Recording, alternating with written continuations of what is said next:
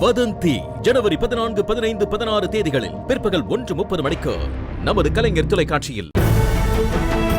அப்பா, நம்ம தோட்டத்தாளுங்களை வர வச்சு அந்த பையல ஒரு சின்ன தடயம் கூட இல்லாம புதைச்சிட்டேன். மோப்ப நாய் வந்தா கூட கண்டுபிடிக்க முடியாது.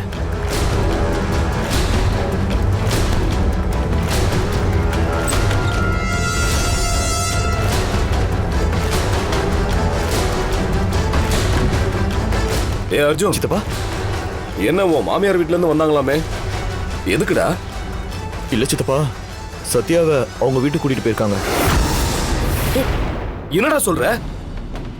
சத்யாவுக்கு மறுபடியும் பேச்சு வந்து அவ வாயை திறந்தான்னா நாம எல்லாரும் மாட்டிக்க மாட்டோமா? எதுக்காக அவளை அனுப்பி வச்ச?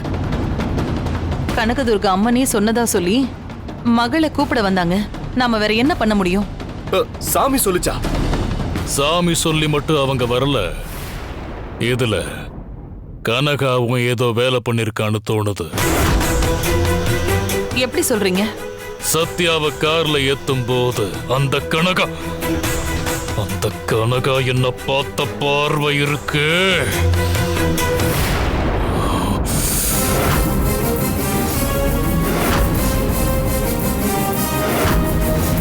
கனகாவோட அந்த பார்வை சாதாரண பார்வை இல்ல. இதுக்கு பின்னாடி ஆணும் இருக்குங்கிற மாதிரி இருந்துச்சு.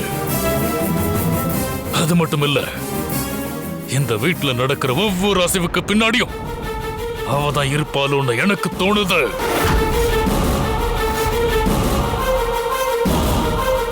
துர்கா கையில விஷ ஊசி குத்துனானே, அவனை கொன்னதும் இவதான். சத்யாவோட அப்பா அம்மா வர வச்சு சத்யாவை அனுப்பி வச்சதும் இவளே தான்.